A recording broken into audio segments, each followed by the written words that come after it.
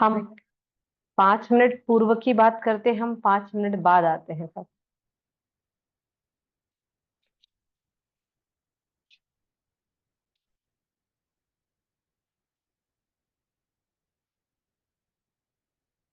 आइए, कक्षा को शुरू करने से पहले अपनी गुरु परंपरा को प्रणाम करके उनका आशीर्वाद ले लें और उनकी कृपा दृष्टि में इस आयोजन को सदैव सफल बनाने का हम सभी भक्त प्रयास करें।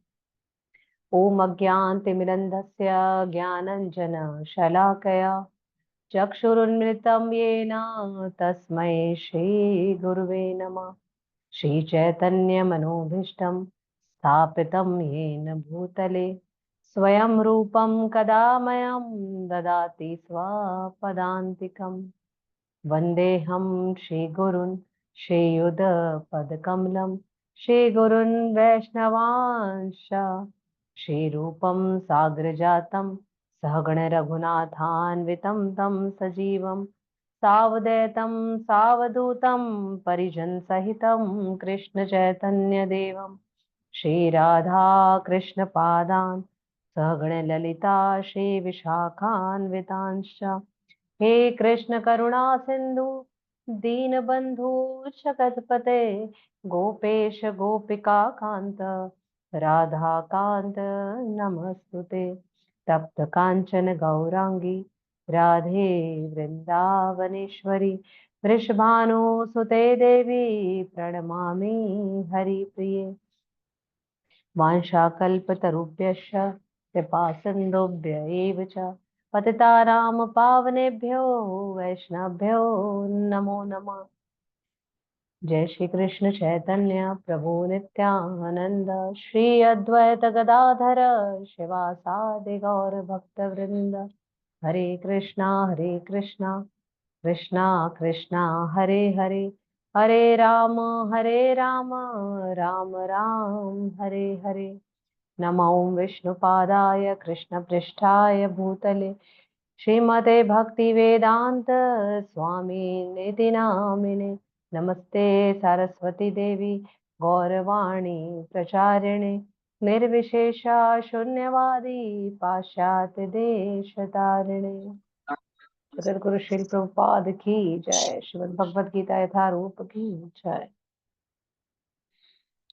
श्रील प्रभुपाद कहते हैं कि भगवत गीता को बहुत भक्ति भाव के साथ में ग्रहण करना चाहिए, श्रवण करना चाहिए, इसकी स्मृति बनी होनी चाहिए। यदि हम ऐसा करते हैं तो निश्चित हमें भगवत धाम की प्राप्ति होती है। भगवान श्री कृष्ण को किसी भी मनुष्य के समकक्ष या उसके बराबर नहीं समझना चाहिए, और ऐसा करना या सोचना भी अपराध है। इसलिए हमें हमेशा ये बात का प्रयास करना चाहिए कि ये जो श्रीमद् भगवद गीता ये स्वयं भगवान है, स्वयं भगवान की वाणी है, इसलिए हमें सदैव इसका आदर सम्मान करना चाहिए। आज हम पढ़ रहे हैं भगवद गीता के दूसरे अध्याय गीता का सार के दूसरे अध्याय के 39वें श्लोक में। कल हमने 47-48 किया। इसके विगत दिवस में हमने 1 से लेकर 48 तक हमने प्रयास किए भगवद गीता, और समझने का प्रयास किया कि भगवान श्री कृष्ण अर्जुन को क्या कह रहे हैं और अर्जुन अपने प्रश्नों से किस प्रकार का आचरण हम सबके सामने प्रस्तुत कर रहे हैं। अर्जुन को सभी चीजों का ज्ञान था, लेकिन उन्होंने जो भी प्रश्न किए हैं, उन्होंने कुछ भी पूछा है हम जैसे पतित और बद्ध जीवों के लिए प्रश्न किया है, अन्यथा उन्हें किसी भी बात की आवश्यकता नहीं थी। आइए हम आगे बढ़ते हैं। 39वां श्लोक। दुरेण हावरम कर्मा बुद्धि योगात् धनंजया बुद्धौ शरणं विविच्छ कृपणा फल हेतवा। पुनः दुरेण हावरम कर्म बुद्धि योगात् धनंजया बुद्धौ शरणं विविच्छ कृपणा फल हेतवा।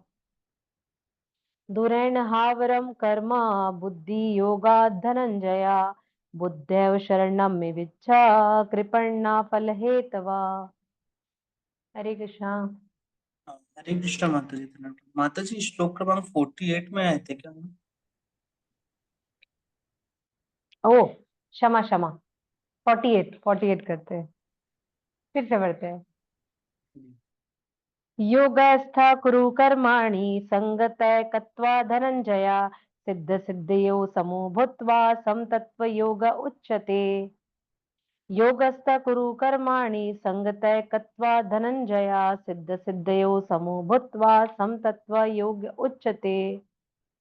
योगस्थ कुरु कर्माणि संगतः कृत्वा धनंजया सिद्ध सिद्धयो समो भूत्वा समतत्व योग उच्यते।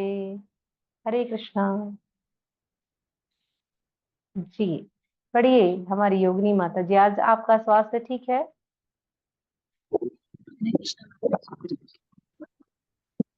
पढ़िए। थोड़ा कैमरा नीचे करेंगे तो आपका चेहरा दिख पाएगा।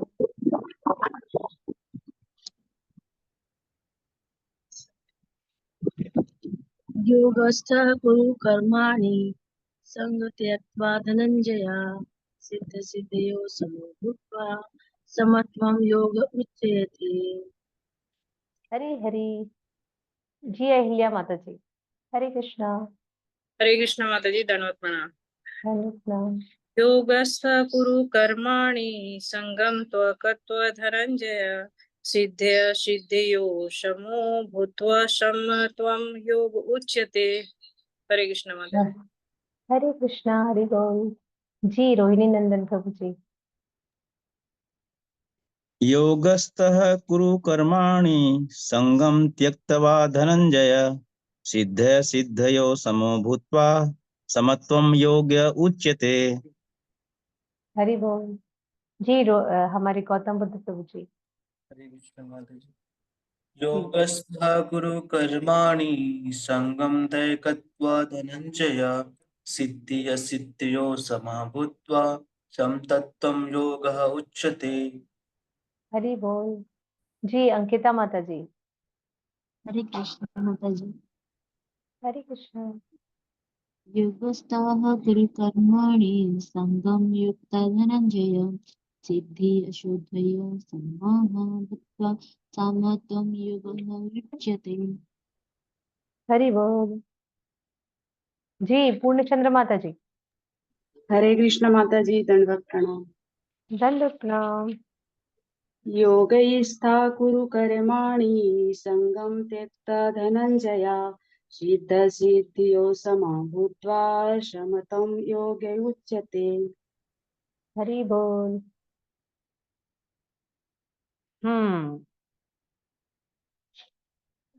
आइए शब्दार्थ की ओर बढ़ते हैं। योगस्थता समभाव होकर कुरु करो, कर्माणि अपने कर्म, संगम आसक्ति को, तैकत्वा त्याग कर, धनंजय हे अर्जुन, सिद्ध असिद्धियों सफलता तथा विफलता में, समः समभाव, भूत्वा होकर, समतत्वम समता, योगः योग, उच्यते कहा जाता है। अनुवाद। हे अर्जुन, जय अथवा पराजय की समस्त आसक्ति त्याग कर समभाव से अपना कर्म करो, ऐसी समता योग कहलाती है। श्रील प्रभुपाद क्या कह रहे हैं? कोई पढ़ेगा तात्पर्य? पूर्ण चंद्र माता जी। हरे जी कृष्ण माता जी, हरे कृष्ण। जी हरे कृष्ण। तात्पर्य जगत है कृष्ण अर्जुन से कहते हैं कि वह योग में स्थित होकर कर्म करे, और योग है क्या? योग का अर्थ है सदैव चंचल रहने वाली इंद्रियों को वश में रखते हुए परम तत्व में मन को एकाग्र करना। और परम तत्व कौन है? भगवान ही परम तत्व है। और चूंकि वे स्वयं अर्जुन को युद्ध करने के लिए कह रहे हैं, अतः अर्जुन को युद्ध के फल से कोई सरोकार नहीं है। जय या पराजय कृष्ण के लिए विचारणीय है। अर्जुन को तो बस श्री कृष्ण के निर्देशानुसार कर्म करना है। कृष्ण के निर्देश का पालन ही वास्तविक योग है, और इसका अभ्यास कृष्ण भावनामृत नामक विधि द्वारा किया जाता है। एकमात्र कृष्ण भावनामृत के माध्यम से ही स्वामित्व भाव का परित्याग किया जा सकता है। इसके लिए उसे कृष्ण का दास या उनके दासों का दास बनना होता है।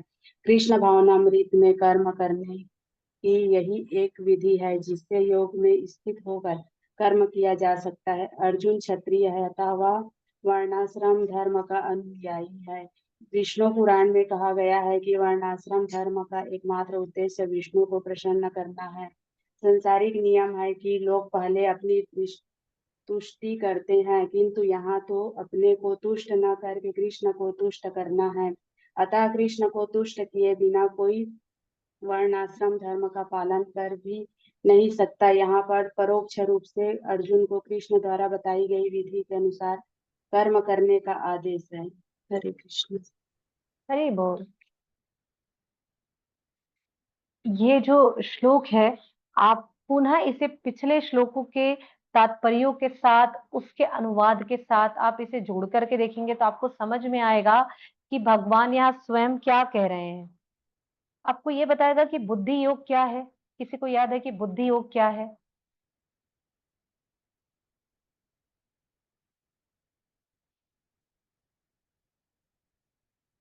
अच्छा, आप में से एक दो लोगों को छोड़कर बाकी लोग कुछ लिखते हैं कि नहीं लिखते हैं, कुछ नोट्स बनाते हैं कि नहीं बनाते हैं?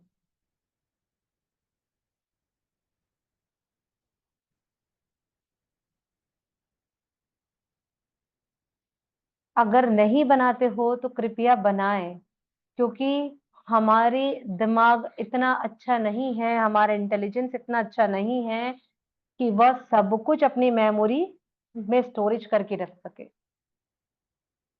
बिल्कुल नहीं रख सकता। इसके लिए सबसे ज्यादा जरूरी है आप लोग को लिखना। चाहे किचन में भी काम कर रहे हैं ना, तो एक कॉपी पेंसिल एक लेकर के रखिए कि कुछ भी आपको लग रहा है तो आप लिखिए, ताकि आपके लिए वो जीवन भर स्मरणीय रहे। यह वरना सब विस्मरण हो जाएगा, सब विस्मृति हो जाएगी।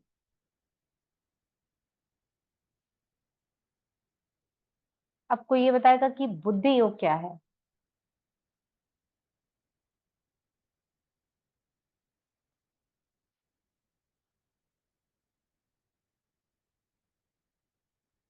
जी गौतम बुद्ध प्रभु जी, एक आप ही आशा की किरण है। नहीं माता जी, प्रयास करता हूँ। माता जी, बुद्धि योग को हमें इस तरीके से समझे जो कृष्ण भावना भावित होकर कर्म करते हैं। जी बिल्कुल, आप बहुत समीप है। लेकिन बुद्धि योग क्या है? जब हम कर्म योग करते हुए कृष्णा के लिए कर्म करते हैं, तब हम कहाँ बढ़ते हैं? ज्ञान योग की ओर बढ़ते हैं। कौन सा ज्ञान? उस ज्ञान में जो वैदिक कर्म कांड से बंधा हुआ है, और वो भी कर्म कांड जिसमें यज्ञ, हवन, अनुष्ठान, आहुतियां सब कुछ कृष्णा के लिए दी जाती हैं। वो कर्म करते हुए जब हम ज्ञान का प्रयोग करते हैं, तब ध्यान पर जाते हैं, तब हमारी स्मृति में केवल और केवल कृष्ण होते हैं। जब हम उन स्मृतियों को प्रतिपल को उस ध्यानियों की तरह हमको कार्य नहीं करना है कि हिमालय में जाकर तपस्या करनी है, बोले आज से इस्कॉन ज्वाइन कर ले इसलिए मेरे को संसार से वैराग्य लेना है। नहीं, वैसा वाला इस्कॉन नहीं है। यहाँ भक्ति से जोड़ने वाला है, जहां आपको ध्यान करना है। प्रसाद बना रहे हैं तो, ऑफिस जा रहे हैं तो, कोई कर्म कर रहे हैं तो, सारी चीजों में ध्यान करते हुए, कृष्ण को याद करते हुए, हृदय को, मन को, जिह्वा को कृष्ण भावनामृत में लगाना, कृष्ण के नित्य हरि नाम संकीर्तन में लगाना। यानी हमारे नामाचार्य हरिदास ठाकुर जो 192 माला प्रतिदिन करते थे, अरे हम 92 भी नहीं कर सकते, कम से कम 9 तो पूरी करें ठीक से। जहाँ चित्त में हमारे हरि नाम रहे, जिह्वा में हरि नाम रहे, इतना तो हम कर सकते हैं। और जब ये सारी चीजें कहाँ बढ़ती है? भक्ति योग में आती हैं, तब हमारा चित्त भगवान को पाने के लिए बढ़ता है और भगवान की सेवा से जुड़ता है, कृष्ण को समझने लगता है, और हमारी यहाँ से श्रद्धा की शुरुआत होती है।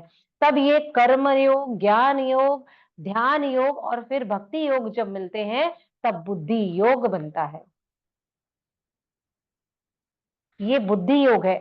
आज यहाँ पर योगस्थ कुरु कर्माणि, अर्थात कौन से योग में स्थित होना है? बुद्धि योग में स्थित होना है। इसी की ही बात कर रहे हैं भगवान यहाँ पर। कोई नई बात नहीं कर रहे हैं कि आपके लिए मैं कुछ अलग से कह रहा हूँ, बिल्कुल भी नहीं। इसलिए उन्होंने हर श्लोक का संबंध पिछले श्लोक से बताया है, क्योंकि अर्जुन ये बात जानते थे कि मैं तो मूर्ख हूं, इसलिए भगवान को समझने में भूल गया हूं। लेकिन भगवान जानते हैं कि हम जैसे पतित जीवों का उद्धार करने के लिए हमको पिछली भी चीजें याद करनी, यानी अवचेतन मन को भी ध्यान में रखना है, और यहां से चेतन मन तक पहुंचना है। पास्ट और प्रेजेंट हमेशा भगवान साथ साथ चला रहे हैं। समझ में आ रहा है? इसलिए पिछले ही कली क्लास में बताया कि बुद्धि योग क्या है। अब कुरु कर्माणि, कौन सा कर्म करना है? क्या आपको सकाम कर्म करने बोल रहे हैं? यहाँ पर पुनः लिखा हुआ है योगस्थता, यानी समभाव। कौन सा समभाव आपके लिए है? कौन सा संभाव है आपके लिए? जी अंकिता माता जी। हरे कृष्ण माता जी मैं बुद्धि योग और कर्म योग के बारे में आपने जो पूछा था मैं उत्तर देना चाहती थी। अच्छा अच्छा, जी जी, सॉरी माता जी, मैं देख नहीं पाई आपने हैंड रेस किया था तो। ठीक है। जी योगिनी माता जी। जी माता जी, वो जो आपने अभी पूछा था उसके बारे में ही, ये श्लोक नंबर 9 में भी बताया था कृष्ण भावनामृत का कि कृष्ण जी हमको कृष्ण की भावना मृत होकर के यानी कृष्ण की भावना से तृप्त होकर ही हमें सब हर कार्य को करना चाहिए। और हमें भगवान के साथ न सिर्फ पवित्रता का हमें एहसास होता है, हमें अपेक्षा नहीं करनी चाहिए, बल्कि हमें आसक्ति और लगाव रखना चाहिए। इससे हमें दुख नहीं मिलेगा अगर हम कृष्ण भावनामृत होकर यदि कार्य करते हैं।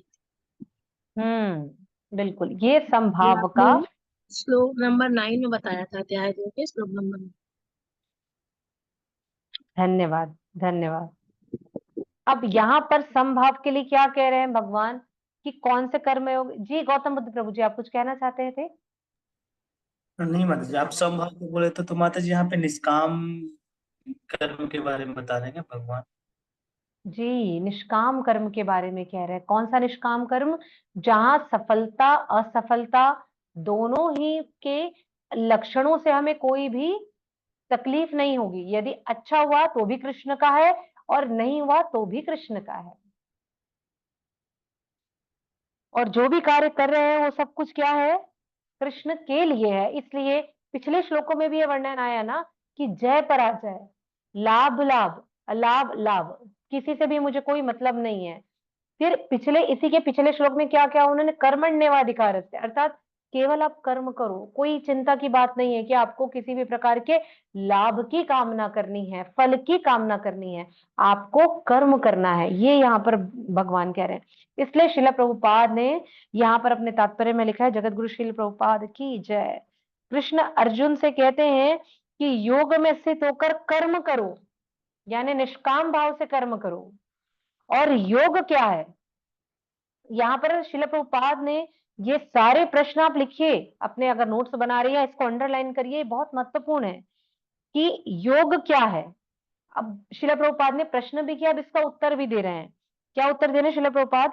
योग का अर्थ है सदैव चंचल रहने वाली इंद्रियों को वश में रखते हुए परम तत्व में मन को एकाग्र करना।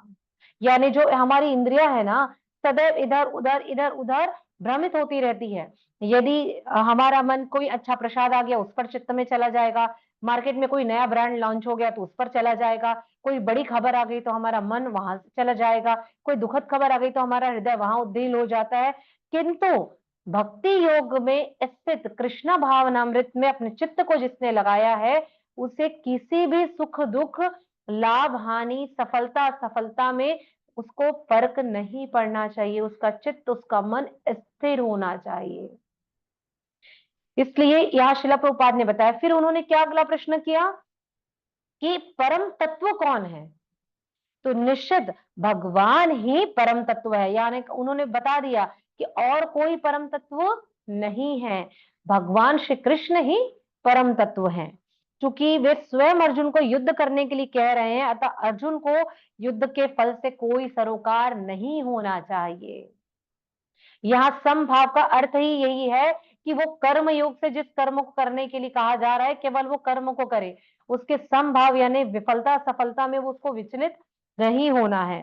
कृष्ण के निर्देश का पालन ही वास्तविक योग है। पुनः शिला प्रभुपाद उत्तर दे रहे हैं कि भगवान ने जो आदेश दिए हैं उसका पालन करना ही वास्तविक योग है। अब योग का अर्थ क्या है?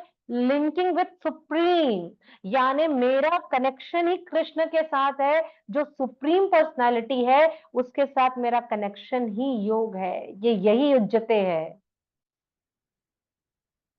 कहीं और नहीं है कि किसी देवी देवता में। इसलिए उन्होंने पिछले श्लोक में, यहाँ पर पुनः पिछले श्लोक का एक छोटा सा अंश जुड़ता है कि जहां पर कूप और समुद्र की चर्चा की गई थी, जहां पर ये बताने का प्रयास किया भगवान ने कि आप समझ लो कि आप किसी भी देवी देवता के भ्रमण की ओर जाते हो, कुछ भी राज्य, सुख, शरीर, लाभ, संपत्ति, परिवार, ऐश्वर्य, पत्नी, पति कुछ भी पाना चाहते हो, किसी भी प्रकार के देवी देवता गण की आप यदि चिंतन, मनन, अर्चन, पूजन करते हो, तो आप ये समझ लो कि आप कूप में डुबकी लगाने जैसा होगा।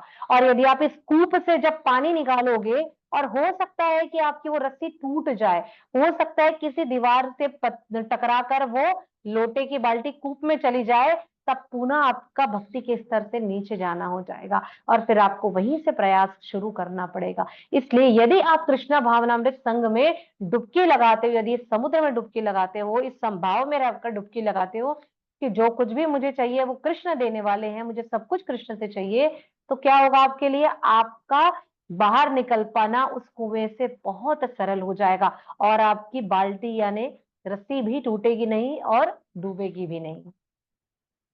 इसलिए श्रील प्रभुपाद ने यह बता दिया है कि कृष्ण के निर्देश का पालन ही वास्तविक योग है। फिर उन्होंने पुनः ये कहा है कि अर्जुन क्षत्रिय अथवा वर्णाश्रम धर्म का अनुयायी है और क्षत्रियों का कार्य है विष्णु की सेवा करना। अर्थात कोई भी क्षत्रिय, इसलिए भगवान श्री कृष्ण ने अर्जुन को उपदेश दिया कि यदि तुम अपने धर्म के पथ से गिर जाओगे तो तुम्हें अपयश की प्राप्ति होगी, तुम लोगों के बीच में अपयश को भोगोगे।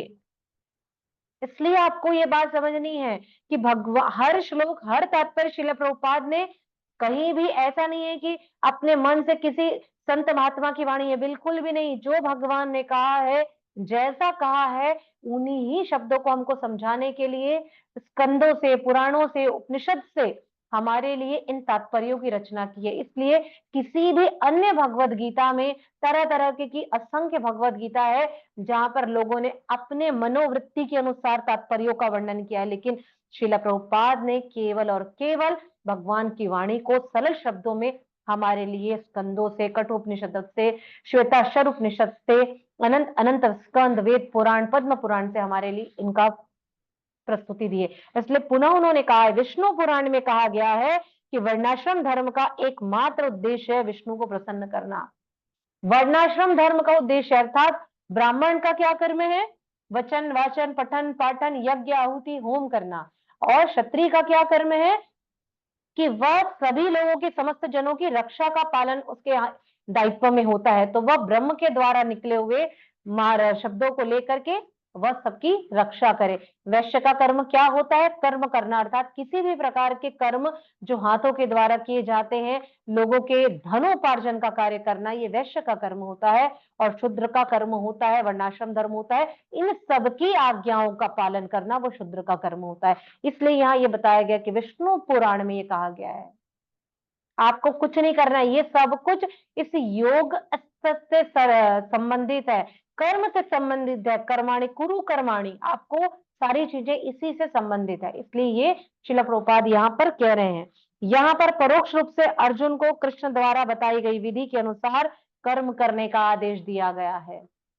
बहुत साधारण शब्दों में, बहुत साधारण शब्दों में यहाँ पर ये सारी चीजें बताई गई है। इसलिए समभाव का अर्थ हो गया दोनों को एक मानकर कर्म करना, यानी निष्काम भाव से कर्म करना, और कर्म कौन सा? जो कृष्णा भावनामृत कर्म है, उन दोनों को एक समान समझना।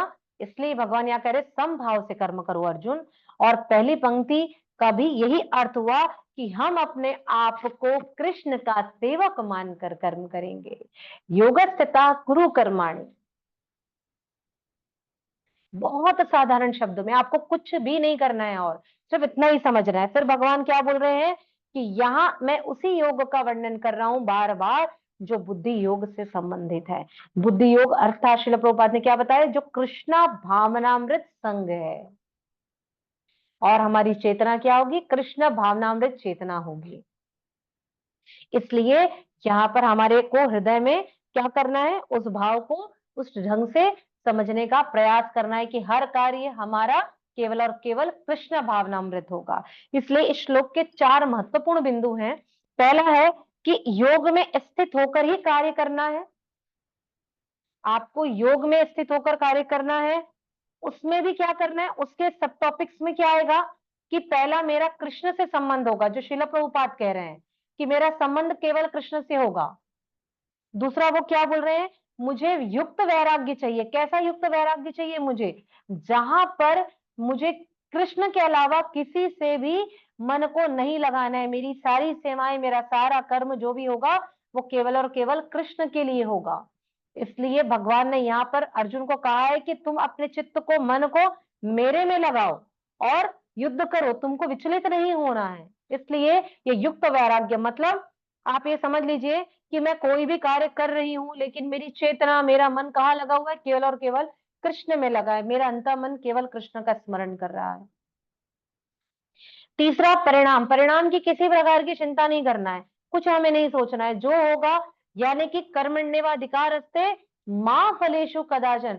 आपको किसी भी फल की कामना नहीं करनी, परिणाम जो हो, जैसा आए, जब आए, मुझे केवल और केवल क्या चाहिए और कैसा चाहिए, जहां पर सब कुछ हो जाए तो भी मैं अपना परिणाम की चिंता नहीं करूंगा। ठीक उसी प्रकार से जहां पर संपूर्ण पृथ्वी धर्म, जहां पर संपूर्ण पृथ्वी में धर्म की स्थापना होती है, यदि अर्जुन युद्ध करता है तो यहाँ धर्म की स्थापना करेगा।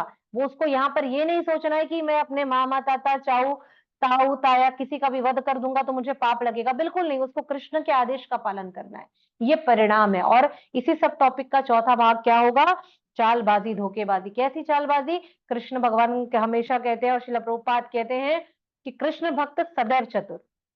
अर्थात आप लोगों के सामने ये परिलक्षित करिए कि आप इन जन समाज के लिए, इस भाव सागर में आपकी जो जिम्मेदारियां हैं, जो कार्य कर्म है, जो सारी क्रियाएं वो करनी है, किंतु हृदय आपका सदैव कृष्ण की चिंता स्मरण में लगा रहेगा। जैसे किसी प्रकार का एक उदाहरण ले, जो श्रील प्रभुपाद अक्सर अपने उदाहरणों में हमारे सामने प्रस्तुत करते हैं कि यदि कोई स्त्री किसी अपने मन को, चित्त को किसी पर पुरुष के संग में लगा लेती है, कभी भी लगा लेती है, और वो सोचती कि किसी को कुछ पता नहीं चलेगा और मन ही मन केवल वो उसी का स्मरण करते रहती है। आजकल के समय में हम बच्चों को कह सकते हैं कि जिनका मन सदैव हीरो हीरोइन के भाव में लगा रहता है और उनका मन लगता रहता है कि अरे अगर ये मिल जाता तो कितना अच्छा था, मैं इसके साथ एक सेल्फी ले लेती तो कितना अच्छा था, मैं अपने स्टेटस पर लगाती, मैं अपने रील पर लगाती। लेकिन लोगों के सामने क्या प्रस्तुत करते हैं, हम बहुत सामान्य, हम पढ़ाई कर रहे हैं, हम लिखाई कर रहे हैं, एक प्रकार का धोखा देते हैं। ये धोखा, तो श्रील भगवान यहाँ पर यही बात कर रहे हैं और श्रील प्रभुपाद ये समझाने का प्रयास कर रहे हैं कि हमारा हृदय, हमारा चित्त उसी आसक्ति से हट जाना चाहिए, केवल और केवल हमारा चित्त और मन उस भगवान के में लगना चाहिए जहां लोगों को हम ये धोखा दे सके, दगाबाजी कर सके कि हम आपके लिए कर्म कर रहे हैं। मतलब मैं ऑफिस भी जाऊंगा परिवार के लिए, मैं भगवान के लिए प्रसाद बनाऊंगी परिवार के लिए, लेकिन भगवान के लिए मैं प्रसाद बना रही हूँ। मैं लोगों की सेवा भी करूंगी, लेकिन क्यों, क्योंकि मेरे घर में अतिथि, अतिथि देवो भव, मतलब मेरे घर स्वयं भगवान का आगमन हुआ है। तो ये सारे जो भाव हैं, ये इनके सब टॉपिक्स है पहले वाले के। जी अंकिता माता जी, आप क्या कहना चाह रही हैं? माता जी, जो 4 टॉपिक ना आपने बताया ना, वो फिर से जरा बता दीजिए, मैं जी लिस्ट जी जी, पहला है योग में स्थित होकर कार्य करना, ठीक है। उसके 4 सब टॉपिक हैं, यानी उसके जो अंग हम, पहला है श्री कृष्ण से संबंध, दूसरा है युक्त वैराग्य, तीसरा है परिणाम, और चौथा है दगाबाजी या धोखेबाजी, ठीक है। जी। दूसरा है संग का त्याग करना। कैसे संग का त्याग करना है हमको, जो आसक्ति का त्याग कर दो, अर्थात उस संग का त्याग कर दो जो हमारे को आसक्ति से परिपूर्ण कर दे। ऐसा संग ही नहीं चाहिए हमको, जहां पर हम एक घटना अगर हम देखते हैं कि किस आसक्ति की बात कर रहे हैं, अश्वत्थामा क्रोध में आकर के ब्रह्मास्त्र छोड़ देता है कि अब तो मैं पूरे पांडवों के वंश का विनाश कर दूंगा, ठीक है। लेकिन अर्जुन ने भी इस क्रोध में आकर के ब्रह्मास्त्र छोड़ दिया। अब ब्रह्मास्त्र जिन्होंने छोड़ा वो वापस तो ले नहीं सकता। क्यों नहीं ले सकता, क्योंकि जो ब्रह्मास्त्र को वापस लेगा उसका भी सर कटेगा बाकी सबके साथ। इसलिए अश्वत्थामा इस ब्रह्मास्त्र को वापस नहीं ले सकता था। क्यों, क्योंकि वो दुराचारी था, वो अधर्म के साथ था, वो ब्रह्मचारी नहीं था, ब्रह्मचर्य व्रत का पालन नहीं करता था, व्रतधारी नहीं था। लेकिन जब सभी देवता गणों ने अर्जुन से इस बात की प्रार्थना करी कि अर्जुन आप इस ब्रह्मास्त्र को वापस लो, तो अर्जुन चूंकि व्रतधारी था, ब्रह्मचर्य का पालन किया था, इसलिए उसने इस ब्रह्मास्त्र को वापस ले लिया। तो हमें भी यही समझना है कि हमें किसी भी प्रकार की आसक्ति में लीन नहीं होना है। सदैव सदैव उसका मन और जो चिंतन था भगवान की सेवा में लगता था, भगवान के आदेशों के पालन में लगता था। इसलिए वह अपने ब्रह्मास्त्र को लौटा पाया और इस आसक्ति से वह बाहर आ पाया। उसके बाद है तीसरा, सफलता और असफलता के परिणाम को समान समझना। अर्थात यहाँ पर कैसे समझना है आपको कि एक छोटी सी कथा आती है, हम सभी जानते हैं बहुत अच्छे से, बहुत शॉर्ट में बताऊंगी मैं आप सबको 2 लाइन में, कि जब रावण जो है सीता माता का हरण कर कर लेकर के जाता है, लेकिन जटायु जो भगवान का स्मरण करता था, भगवान श्री राम का स्मरण करता था, जब उसने देखा कि रावण माता सीता का हरण करके लेकर के जा रहा है, वह जानता था कि वो रावण को परास्त नहीं कर सकता है, बिल्कुल परास्त नहीं कर सकता है। लेकिन उसने उस समय माता सीता की रक्षा करना, उनका पालन करना जरूरी समझा और अंततः क्या हुआ कि उसका वध हो गया। रावण ने उसके साथ गलत किया और फिर भी उसके स्मरण में यह था कि मुझे भगवान राम मेरी सफलता की चिंता करेंगे या मेरी असफलता की। उन्होंने इस बात के परिणाम की चिंता नहीं करी, उसने भगवान की सेवा करी। उसी प्रकार से हमें भी ये समझना चाहिए कि हम किसी भी कर्म को करें तो हमें कर्म को ये नहीं देखना है कि उससे मुझे सफलता मिलेगी असफलता मिलेगी, और अगर मैं असफल हो गया तो क्या इससे मेरी निंदा होगी, क्या मुझे हृदय दुखेगा, क्या मेरे गुरुजन, क्या मेरे जो वैष्णव है, क्या मुझे इससे आहत होगा या मुझे गलत समझेंगे? बिल्कुल भी नहीं। यदि गुरु का आदेश है, यदि हमारी चेतना भगवान की सेवा में है, तो हमें इस बात को समझना है कि हमें केवल कर्म करना है, इसी जटायु की तरह जो निरंतर भगवान की सेवा में लीन होकर के माता सीता को बचाने का एक प्रयास किया। और फिर उसे क्या मिली? भगवान के हाथों से मुक्ति मिली। भगवान ने उस जटायु को पिता तुल्य सम्मान दिया और उन्हें यहां से परमलोक लेकर के गए। तो हमारी चेतना, हमारा भाव भी इसी ही प्रकार से होना चाहिए। और चौथा है, ऐसी समता संभाव ही क्या कहलाती है? योग कहलाती है। यही समता जहां पर इन चारों चीजों का समावेश होकर के कर्म योग, ज्ञान योग, ध्यान योग, बुद्धि योग जब हमारा मिलेगा, भक्ति योग मिलेगा, तब हम इस समता में आएंगे। और भगवान कह रहे हैं तब तुम योग में स्थित होकर के कर्म कर पाओगे। इसलिए श्रील प्रभुपाद ने बहुत साधारण शब्दों में हमें इस बात को समझाने का प्रयास किया है। अंकिता माता जी, समझ में आया? जी माता जी, बुद्धि, कर्म, ज्ञान और कौन से 4 योग में चौथा क्या? ध्यान योग। पहले कर्म योग है, फिर ज्ञान योग है, फिर ध्यान योग है, फिर भक्ति योग आता है। फिर ये जब चारों चीजों का समावेश होता है तब हम योगस्थ हो पाते हैं, तटस्थ हो पाते हैं और हम बुद्धि योग में आगे बढ़ पाते हैं। आइए हम अगले श्लोक की ओर बढ़ते हैं, जिसका हमने पहले ही पढ़ा था, फिर से हम इसे रिसाइट करेंगे। दुरेन्हावरम कर्मा बुद्धि योग धनंजया बुद्धौ शरणामिवच्छ कृपणा फल हेतवा। दुरेन्हावरम कर्म बुद्धि योग धनंजया बुद्धौ शरणामिवच्छ कृपणा फल हेतवा। दुरेन्हावरम कर्म बुद्धि योगात् धनंजया बुद्धौ शरणमिवच्छ कृपणा फल हेतवा। हरे कृष्णा।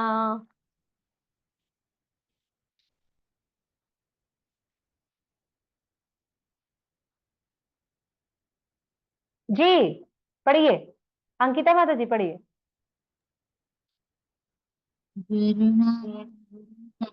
बुद्धि योग धनंजय बुद्धौ शरणम् अन्विच्छ कृपणाः फलहेतव। हरि बोल। जी पूर्णचंद्र माता जी। जी माता जी। दूरेण्यवरं कर्म बुद्धियोगात् धनंजय बुद्धौ शरणम् अनिवञ्च कृपणफलहेतवा। हरि बोल। जी रोहिणी नंदन प्रभु जी। दूरेण दूरेण हावरम कर्म बुद्धि योगात् धनंजय बुद्धौ शरणम अन्विच्छ कृपणा फल हेतवः। हरि बोल। जी गौतम बुद्ध प्रभु जी। दुरेन हि अवरं कर्म बुद्धि योगात् धनंजय बुद्धौ शरणम् अनाविंचं कृपणा फलत हेतव। जी जी जोगनी माता जी। दूरेण हावरं कर्म बुद्धि योगा धनंजय बुद्धौ शरणम अविच्छ कृपणाम फल हेतव। हरी हरी, बहुत बहुत धन्यवाद आप सबका पढ़ने के लिए। शब्दार्थ। दूरेण, दूर से ही त्याग दो, ही निश्चय ही, अवरम ग्रहित निंदनीय, कर्म कर्म, बुद्धि योगात कृष्ण भावनामृत के बल पर, धनंजय हे संपत्ति को जीतने वाले, बुद्धौ ऐसी चेतना में, शरणम पूर्ण समर्पण आश्रय, अविच्छ अविच्छ प्रयत्न करो, कृपणा कंजूस, फल हेतवा सकाम कर्म की अभिलाषा वाले। हे धनंजय, भक्ति के द्वारा समस्त गृहित कर्मों से दूर रहो और उसी भाव से भगवान की शरण ग्रहण करो। जो व्यक्ति अपने सकाम कर्म फलों को भोगना चाहते हैं वे कृपण हैं। हरि हरि हरि हरि। अब यहाँ पर एकदम छोटी सी समरी लेते हैं ताकि आप लोग को ये श्लोक बहुत आसानी हो जाए समझने में। छोटी सी समरी लेते हैं। पहला अध्याय क्या था हमारा? पहले अध्याय का नाम क्या है?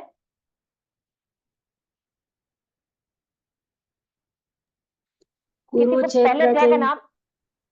हाँ, माता जी, कुरुक्षेत्र के युद्ध स्थल में सैन्य निरीक्षण। जी। तो अब इसको हम बहुत आसान लेते हैं। सेल्फ रियलाइजेशन, राइट, यानी स्वयं का साक्षात्कार, स्वयं को जानने का प्रयास कौन कर रहा है? अर्जुन। अब यहाँ पर खुद को रख करके देखिएगा कि हम कौन हैं। ठीक है, तो पहला क्या हुआ, भगवान ने क्या उपदेश दिया कि अर्जुन स्वयं का निरीक्षण करो कि तुम कहां पर खड़े हो। दूसरे अध्याय में उन्होंने क्या शुरुआत करी कि द्वंद्व से बाहर निकलो, और द्वंद्व से यदि तुम बाहर निकलोगे तो तुम कर्म की ओर आगे बढ़ पाओगे। अब कर्म की ओर जब तुम आगे बढ़ोगे तब कर्म योग, तीसरे अध्याय में तुम्हारा मन शुद्ध हो जाएगा। जब मन शुद्ध होगा तो तुम चौथे अध्याय में पहुंच पाओगे और तुमको दिव्य ज्ञान मिलेगा। जब आपको दिव्य ज्ञान मिल गया तब आपके लिए पांचवा, उसके बाद क्या होगा? दिव्य ज्ञान मिलेगा तो आप क्या करोगे? कृष्ण भावनामृत कर्म कर पाओगे। जब आप कृष्ण भावनामृत कर्म कर पाओगे तब ध्यान में लीन हो पाओगे। सारे अध्याय रिलेटेड हैं और ये उन्हीं का सार है। दुरेन हावरिन आपका ये श्लोक, इसलिए यहां ये बता रही हूं। इसलिए उसके बाद जब तुम ध्यान में लीन हो जाओगे तब तुम्हें भगवत ज्ञान की प्राप्ति होगी, और भगवत ज्ञान की प्राप्ति होगी तो तुम कैसे कर्म करोगे कि तुम कृष्णा भावनामृत कर्म कर पाओगे और समस्त शक्ति को, अपने समस्त आसक्ति को भगवान श्री कृष्ण के चरणों में लगा पाओगे, और तब तुम्हें भगवत प्राप्ति होगी और तब तुम भगवान के घर जा पाओगे।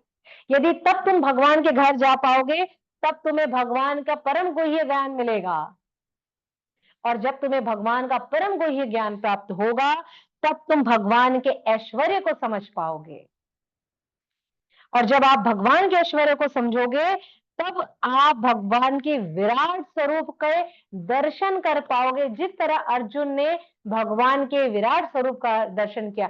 भगवान के अर्जुन को पहले ही मिनट में नहीं दे सकते थे, 5वें मिनट में दर्शन नहीं दे सकते थे। 45 मिनट उनको क्या आवश्यकता थी भगवत गीता सुनाने की? बिल्कुल जरूरत नहीं थी। अरे वो तो उनका परम मित्र था, उन्होंने पहले ही बता दिया है हम कल भी थे, आज भी हैं और कल भी रहेंगे। तो 5 मिनट में भी तो दर्शन दे सकते थे ना। लेकिन कब उन्होंने दिया? जब कर्म करना बताया, ध्यान बताया, परम गुण ज्ञान दिया, ऐश्वर्य को समझाया, भगवत प्राप्ति कराई, भगवत धाम लेकर के गए, तब विराट स्वरूप के दर्शन कराए। उसी ही प्रकार से हम मानव है जिनके भीतर में ये सत्य चित्त आनंद का वास होता है, भगवान का वास होता है। जब हमारे हृदय में इस परम आत्मा सच्चिदानंद का वास होता है तब हम भगवान को समझने का प्रयास कर पाते हैं।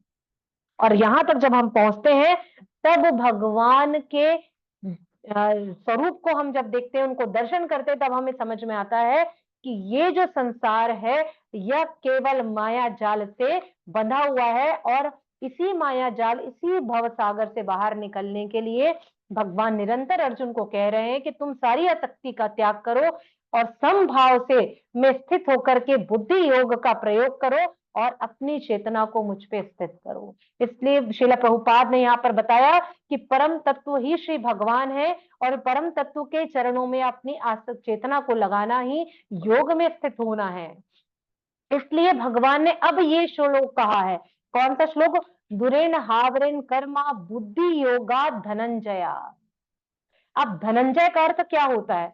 धन और जय, जिसने धन पर विजय प्राप्त कर ली हो वो धनंजय है। लेकिन कौन सा धनंजय? कौन सा धनंजय? जिसने कृष्ण को जीत लिया हो। कृष्ण रूपी धन को अर्जुन, यहाँ पर धनंजय ने जीत लिया, अर्जुन ने। इसलिए यहाँ पर भगवान उसके लिए धनंजय शब्द का प्रयोग कर रहे हैं। भगवान ने हर अलग अलग जगहों पर अलग अलग श्लोकों में अलग अलग नाम लिए। कहीं पर पृथा पुत्र कहा, कहीं कुंती पुत्र कहा, कहीं अर्जुन कहा, कहीं सव्यसाची उसे नाम से पुकारा। यहाँ पर भगवान कह रहे हैं उसे धनंजय। क्यों? क्योंकि यहाँ जिस धन का अर्जुन ने किया है वो धन कौन सा है? कृष्ण रूपी धन है। उस धन पर उसने विजय हासिल करी है। इसलिए अब यहाँ पर कौन से गृहीत कर्म की बात कर रहे हैं भगवान? कोई बता सकता है कि कौन से गृहीत कर्म की बात कर रहे हैं? यहाँ अनुवाद में लिखा है, हे धनंजय, भक्ति के द्वारा समस्त गृहीत कर्मों से दूर रहो। कौन सा गृहीत कर्म?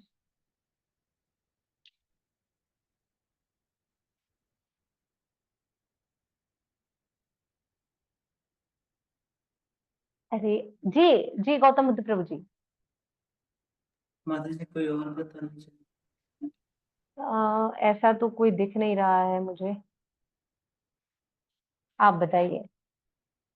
माता जी सकाम कर्मों के बारे में बात चल रही है।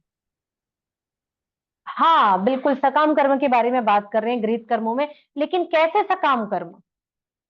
कुछ उदाहरण है किसी के पास?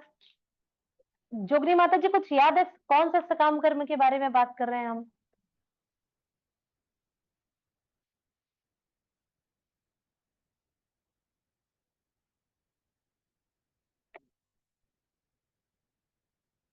नहीं याद है, कोई बात नहीं। रोहिणी नंदन प्रभु जी आप कुछ बताना चाहेंगे?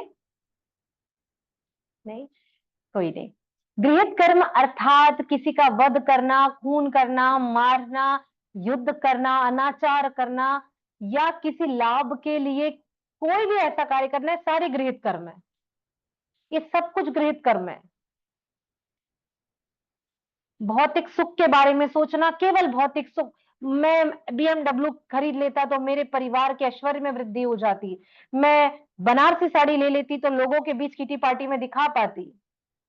आज यदि मैं सबसे स्पाइसी और डिलीशियस यदि कुछ किसी होटल से मंगा पाती तो मैं लोगों के बीच बता पाती कि हम लोग कितना रिच और प्रसाद हम लोग पाते हैं, भोजन करते हैं। हमारे यहाँ तो दिन रात काजू किशमिश बादाम में डूबे रहते हैं। ऐसे उटपटांग के सुख जिसका कोई भी अर्थ नहीं है, ये सारे गृहीत कर्म हैं। और भगवान क्या कर रहे हैं? अर्जुन, इन गृहीत कर्मों का त्याग करो, इनसे दूर रहो। क्यों? तुम ये जो सोच रहे हो ना कि इनका वध कर दूंगा, ये कर दूंगा, वो कर दूंगा, मेरा नुकसान होगा, मेरा परिवार नष्ट हो जाएगा, ऐसा कुछ भी नहीं है। ये सारे सकाम कर्म तुम्हारे लिए नहीं है। इसलिए गृहीत कर्म कौन से होंगे? कि जिन सकाम कर्मों से हम दूर होकर के कृष्ण के चरणों में अपनी सेवा को लगाएंगे, माधव के चरणों में अपनी सेवा को लगाएंगे, अपनी चेतना को, अपने चित्त को उसके निरंतर नामों के स्मरण में लगाएंगे। वो गृहीत कर्म हमको करने हैं, उनसे जुड़ना है।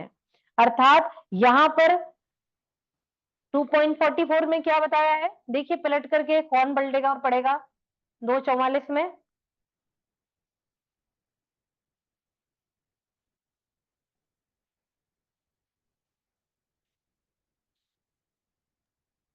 मैं पढ़ता जी माता जी। जी जो लोग इंद्रिय भोग तथा भौतिक ऐश्वर्य के प्रति अत्यधिक आसक्त होते हैं, होने से ऐसी वस्तुओं से मोहग्रस्त हो जाते हैं, उनके मनों में भगवान के प्रति भक्ति का दृढ़ निश्चय नहीं होता। बिल्कुल, यानी जिसका मन भौतिक सुख में, ऐश्वर्यों में लगा रहेगा, क्या वो दृढ़ संकल्पित हो सकता है, वो भगवान को पा सकता है? उसका कार्य सकाम कर्मों से जुड़ करके स्वर्ग को प्राप्त करने का है। हमने बताया ना, कौन स्वर्ग जाना चाहता है? कर्मी जाना चाहता है स्वर्ग, उसका लक्ष्य है। इसलिए 4 प्रकार के साधकों का इस भगवत गीता में वर्णन किया गया है। अब हमको समझना है कि हम कौन से प्रकार के साधक हैं, है ना? इसलिए भगवान यहाँ कह रहे हैं 2:44 में कि आप ऐसे किसी भी फल की इच्छा का त्याग कर दो जो तुम्हें स्वर्ग प्राप्ति की ओर लेकर के जाता है। तुम कृष्ण भावनामृत कर्म करो और कृष्ण के आदेश का पालन करो, और यहाँ सम तत्व से जुड़ करके, समभाव से जुड़ करके तुम भगवान के परम धाम को जाने का प्रयास करो। यदि तुम ऐसा करते हो तो तुम्हें भगवान के धाम की प्राप्ति होगी। और यहां पर इसी ही बात का वर्णन कर रहे हैं। इनका तात्पर्य कौन पढ़ेगा? जी पढ़िए पढ़िए माता जी। तात्पर्य, जो व्यक्ति भगवान के दास रूप में अपने स्वरूप को समझ लेता है, वो कृष्ण भावनामृत में स्थित रहने के अतिरिक्त सारे कर्मों को छोड़ देता है। जीव के लिए ऐसी भक्ति कर्म का सही मार्ग है। केवल कृपण ही अपने सकाम कर्मों का फल भोगना चाहते हैं, किंतु इससे वे भव बंधन में और अधिक फंसते जाते हैं। कृष्ण भावनामृत के अतिरिक्त जितने भी कर्म संपन्न किए जाते हैं वे गर्हित है, क्योंकि इससे कर्ता जन्म मृत्यु के चक्र में लगातार फंसा रहता है। अतः कभी इसकी आकांक्षा नहीं करनी चाहिए मैं कर्म का कारण बनूं। कृष्ण भावनामृत में हर कार्य कृष्ण की तुष्टि के लिए किया जाना चाहिए। कृपणों को यह ज्ञात नहीं है कि दैवश या कठोर श्रम से अर्जित संपत्ति का किस तरह सदुपयोग करें। मनुष्य को अपनी सारी शक्ति कृष्ण भावनामृत अर्जित में लगानी चाहिए, इससे उसका जीवन सफल हो सकेगा। कृपणों की भांति अभागे व्यक्ति अपनी मानवीय शक्ति को भगवान की सेवा में नहीं लगाते हैं। हरि बोल। जगत गुरु शिल प्रभुपाद की जय। शिल प्रभुपाद कितनी सरल भाषा में हमको बताने का प्रयास कर रहे हैं। उन्होंने एक छोटा सा रेफरेंस अन्य टीकाओं में दिया हुआ है। भक्ति विनोद ठाकुर और बलदेव विद्याभूषण जी कहते हैं कि आप इस बात को समझने के लिए 8वें अध्याय का 16वां श्लोक पढ़िए। अंकिता माता जी 8वें अध्याय का 16वां श्लोक पढ़िए। जी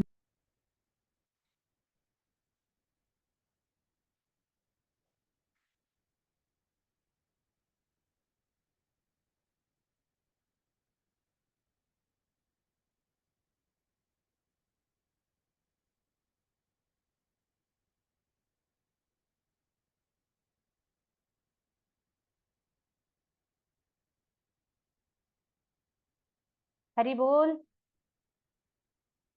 अंकिता माता जी जी माता जी ढूंढ रहे हैं। जी जी ठीक है ठीक है, मिल गया। जी माता जी। ब्रह्मा भुवनात् लोकाः पुनः अवित्तिनाः अर्जुन मान अप्रततुं कैतेय कौन्तेय। अन्तेय पुनः जन्म न विद्यते। उसका अनुवाद पढ़िए। इस जगत में सर्वोच्च लोक से लेकर निम्नतम सारे लोग दुखों के घर है, जहाँ जन्म तथा मरण का चक्कर लगा रहता है। किंतु एक हे कुंती पुत्र, जो मेरे धाम को प्राप्त कर लेता है वह फिर कभी जन्म नहीं लेता। हरी हरी। यहाँ क्या बोल रहे हैं हमारे आचार्य गण? इसी श्लोक को समझाने के लिए उन्होंने क्या बोला है? इस जगत के सर्वोच्च लोक से लेकर निम्नतम सारे लोग दुखों के घर हैं। कल मैंने बताया है दूसरे स्कंद के 3रे अध्याय का कि भैया जिन जिन को जो जो चाहिए, अच्छी बीवी चाहिए तो अश्वनी कुमार से पूजा पाठ कर लें, किसी को बहुत अच्छा पति चाहिए तो उमा देवी की पूजा पाठ कर लें, किसी को ऐश्वर्य चाहिए तो ब्रह्मा जी की उपासना कर लें, किसी को और दीर्घायु जीवन जीना है तो गंधर्वों की उपासना कर लें। लेकिन ये सब दुखों के घर हैं। जो जन्म मरण का चक्कर लगाते रहेंगे। क्यों? क्योंकि आपने ये जो मनुष्य तन मिला है, मनुष्य तन मिलने के बाद आपने तो भगवान का हरि नाम लिया ही नहीं, आपने भगवान श्री कृष्ण की सेवा करी ही नहीं, आपने भगवान को अपने चित्त में कभी स्मरण में लाए नहीं, हम सदैव उनके लिए विस्मृति बनी रही। क्यों? क्योंकि जब इस लोक में आपको भेजा जा रहा था, आपने प्रण किया था कि मैं माता के गर्भ से निकलते ही केवल और केवल आपका नाम लूंगा, पर आपने किया ही नहीं। तो भगवान ने बोले ठीक है, आप हॉस्पिटल के चक्कर काटते रहो, आते रहो, जाते रहो, हॉस्पिटल वालों का भी मुनाफा होगा। तो इसके लिए आप हॉस्पिटल वालों के सहयोग के पात्र बन रहे हैं। यदि आप भगवान का नाम की सेवा नहीं कर रहे हैं तो किसी बड़े हॉस्पिटल जाएंगे, जहां इस धराधाम में आपको लाने के लिए 1.5-2 लाख दिया जाएगा। कभी आप छोटे हॉस्पिटल जाएंगे, छोटे घर में जाएंगे, दिनीच कार्य करेंगे, जहां आप छोटे जगह पर में आपको 10-20 हजार में आप धराधाम में आ जाएंगे, फिर वही कर्म करेंगे। भगवान की चेतना नहीं रहेगी, आप सोचेंगे ज्यादा कमा लूं, ये कर लूं, वो कर लूं, बस इसी में आपका जीवन खत्म हो जाएगा और जन्म मरण में आप फंसे रहोगे। किंतु हे कुंती पुत्र, जो मेरे धाम को प्राप्त कर लेता है वह फिर कभी जन्म नहीं लेता है। बहुत सुंदर लाइन। आपको कुछ नहीं करना है, सिर्फ भगवान की सेवा करनी है। इसलिए श्रील प्रभुपाद ने यहाँ पर कहा है कि जो व्यक्ति भगवान के दास के रूप में अपने स्वरूप को समझ लेता है वह कृष्ण भावनामृत में स्थित रहते हैं और इसके अतिरिक्त सारे कर्मों को छोड़ देता है। इसलिए लोग बोलते हैं कि इस्कॉन ब्रेन वॉश कर देता है।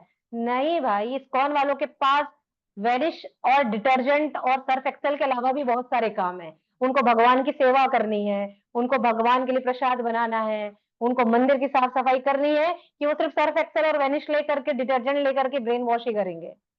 नहीं, जो यहाँ आता है, जो इस भगवान के परम गुह्य ज्ञान को समझ जाता है, वो स्वयं स्वयं इस भव सागर से बाहर निकलने के लिए प्रयास करने लगता है और दास के दास के दास का दास बनकर सेवा करने का इच्छुक हो जाता है। अब उसे और कोई सुख नहीं चाहिए। इसलिए श्रील प्रभुपाद ने यहाँ पर कहा है कि जीव के लिए ऐसी भक्ति कर्म का ही सही मार्ग है। केवल कृपण ही अपने सकाम कर्मों का फल भोगना चाहते हैं, किंतु इससे वे भगवान भव बंधन में और अधिक फंस भी जाते हैं। कौन कृपण मनुष्य? जिसके बारे में पिछले श्लोकों में चर्चा की गई है कि कौन है कृपण। इसके 3 आपको शब्दार्थ बताए गए थे, पर्यायवाची बताए गए थे। कोई किसी को भी याद है जर्नली ऐसे कि किन कृपण लोगों के बारे में बात करी थी? जिन्होंने पढ़ा है उनको तो पता ही है, इसके अलावा किसी को याद है? और नहीं याद है तो कल हमारे गौतम बुद्ध प्रभु की क्लास है, वहां पर लोग बताएंगे कि कृपण क्या, उन्होंने कौन कौन सा पर्यायवाची और कौन कौन सा उसका अर्थ बताया था। ये सबके लिए होमवर्क है। फिर से यहाँ श्रील प्रभुपाद कह रहे हैं कि वे गृहित कर्म वे गृहित हैं क्योंकि इससे कर्ता जन्म मृत्यु के चक्र में फंस जाता है और कभी भी उसे किसी भी प्रकार से कोई आकांक्षा नहीं करनी चाहिए कि मैं कर्म का कारण बनूं। श्रील प्रभुपाद यहाँ पर कह रहे हैं कि कृष्ण भावनामृत के अतिरिक्त जितने भी कर्म संपन्न होते हैं, जो भी सकाम कर्म हम कर रहे हैं, किसी भी प्रकार की अकर्म कर रहे हैं जिसकी बारे में हमें बिल्कुल भी इच्छा नहीं है, तो वे सभी भव बंधन में बंधने के कारण है। जो शास्त्रों के अनुसार नहीं है, जो भगवान की वाणी के अनुसार नहीं है, वे सारे कर्म कृष्ण भावनामृत नहीं है, भगवान की वाणी नहीं है, शास्त्रों के अनुसार नहीं है। इसलिए हमें ऐसे किसी भी कर्म बंधन का कारण नहीं बनना चाहिए। पुनः यहाँ पर कह रहे देववश त्रिपर्णों को यह ज्ञात नहीं है कि वह देववश या कठोर श्रम से अर्जित संपत्ति का किस प्रकार से सही सदुपयोग करें। यहाँ पर पुनः हम पिछले दिनों की बातों को यदि ध्यान करें तो हमें हमारे आचार्यों ने बताया है कि हमने जो भी देववश, कई बार ऐसा होता है पूर्वजों की अगाध संपत्ति हमको मिलती है, कई लोग श्रम करके इस धनोपार्जन को करते हैं, लेकिन उन्हें इस बात का बिल्कुल भी भान नहीं होता है कि इस अर्जन करी हुई संपत्ति को कितना भाग भगवान के चरणों में समर्पित करना है और कितना भाग उनको अपने जीवन के लिए यथायोग प्रयोग करना है। तो यहाँ पर भगवान और हमारे भगवान की वाणी को हमारे आचार्यगण बड़े सरल शब्दों में बताने का प्रयास करते हैं। मुझे यहाँ पर एक छोटा सा प्रसंग याद आ रहा है, जो कि हमारे परम पूज्य गोपाल कृष्ण स्वामी महाराज जी का एक छोटा सा प्रसंग है, जो मैंने बहुत सारे आचार्य, बड़े बड़े सीनियर वैष्णव के मुख से सुना हुआ था कि जब हमारे महाराज जी इस कृष्ण भावनामृत संघ में जुड़े और जुड़ने के बाद जो भी उनको राशि मिलती थी, जो भी धनोपार्जन करते थे, वह पूरी की पूरी लाके श्रील प्रभुपाद के पास रख देते थे। श्रील प्रभुपाद उनमें से जो भी धन राशि उनके परिवार के लिए, उनके लिए जरूरी था, उस समय वो गृहस्थ में थे, तो वह उनको देते थे और उतने से उनका जीवन यापन हो जाता था। लेकिन सोचे कितनी अगाध श्रद्धा हमारे परम पूज्य गोपाल कृष्ण स्वामी महाराज की। उन्होंने जो भी कर्म किया, जो भी धनोपार्जन किया, उन्होंने अपने गुरु को ला करके समर्पित कर दिया।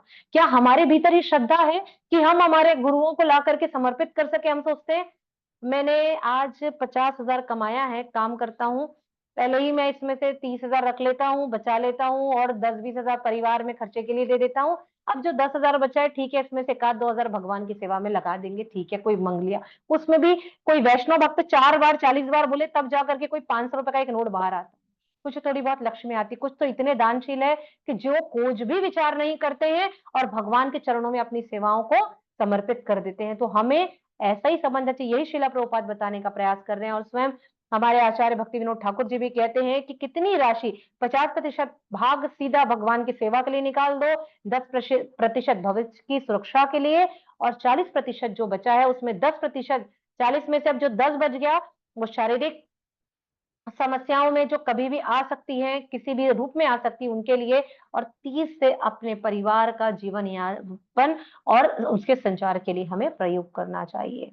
इसलिए हमें इस बात को समझना चाहिए कि हमें कृपणों की भांति अभागे व्यक्ति की तरह नहीं कार्य करना चाहिए। भगवान की सेवा में अपने चित्त, अपने स्मरण को सदैव लगाकर उनकी सेवा करनी चाहिए। कैसी सेवा करनी चाहिए? उसी बुद्धि योग का प्रयोग करना चाहिए जिस बुद्धि योग से सुदामा जी ने किसी भी प्रकार का भोग लाभ ऐश्वर्य की कामना नहीं करी।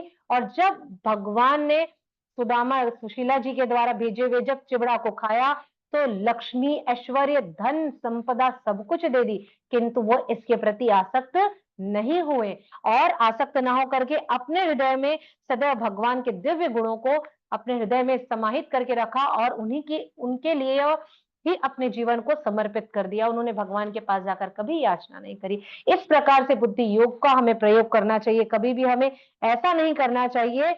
यहाँ एक उदाहरण आता है, 2 बुद्धि योग के उदाहरण आते हैं। पहला ये कि किस प्रकार सुदामा जी ने अपने मन को कर्म, ज्ञान, ध्यान, भक्ति को समेट करके भगवान के चित्त में उस बुद्धि योग का प्रयोग किया और लगा दिया।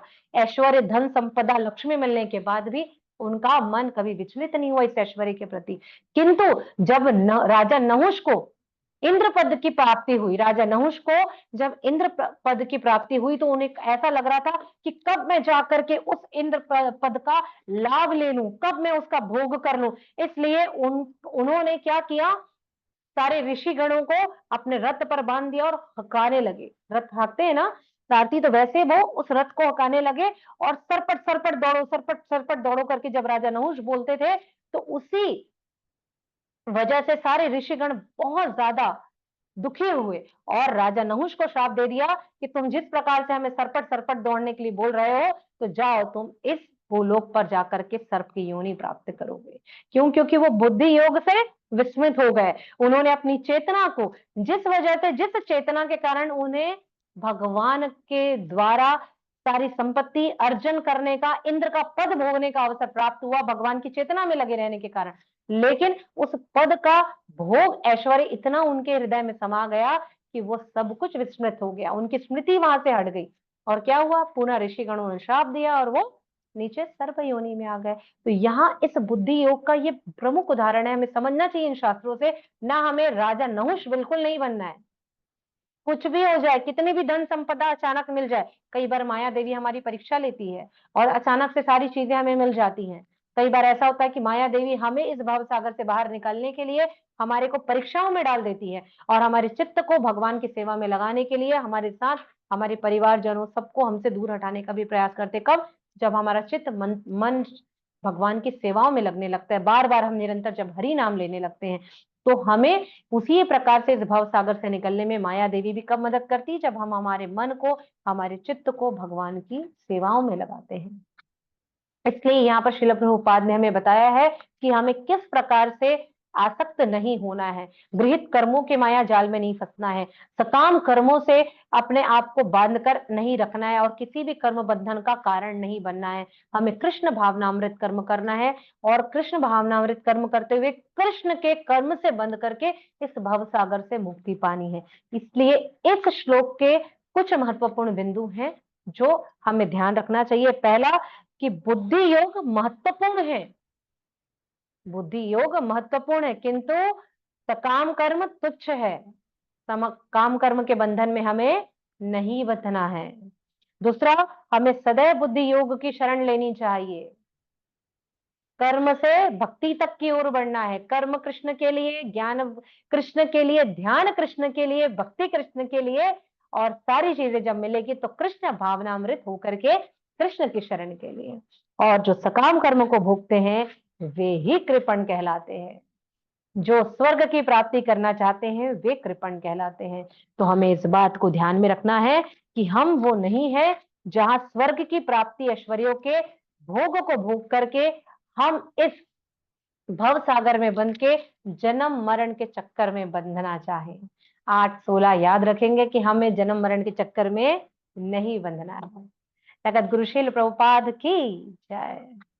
यदि आप में से किसी का कोई प्रश्न हो, कुछ कहना चाहते हो, तो निश्चित आप सभी कह सकते हैं।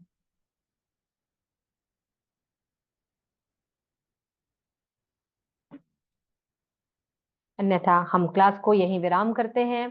आप सबका बहुत बहुत धन्यवाद। आज की कक्षा में जो कुछ भी आपने हमारे मुख से सुना है ये सब आचार्य की वाणी। फिर भी हम जैसे तुच्छ मनुष्य जब कुछ बोलते हैं तो बहुत सारे अपराध करते हैं, इसलिए इनमें से जो ग्रहण करने योग्य हो, जो भगवान की वाणी ग्रहण करने योग्य हो उसे ग्रहण करें, बाकी को अपवाद स्वरूप वहीं छोड़ दे और भक्ति मार्ग में आगे की ओर बढ़े। इतना कहकर मैं अपनी वाणी को यहीं विराम देती हूँ। आप सबका बहुत बहुत धन्यवाद। जगत गुरु श्रील प्रभुपाद की जय। एक बार हमारे कृष्ण महामंत्र बोल करके इस कक्षा को यही विराम करेंगे। हरे कृष्णा कृष्णा कृष्णा हरे हरे, हरे राम राम राम हरे हरे। निताय निताय गौर प्रेमानंदे। हरि हरि बोल। समस्त भक्त वृंद की जय।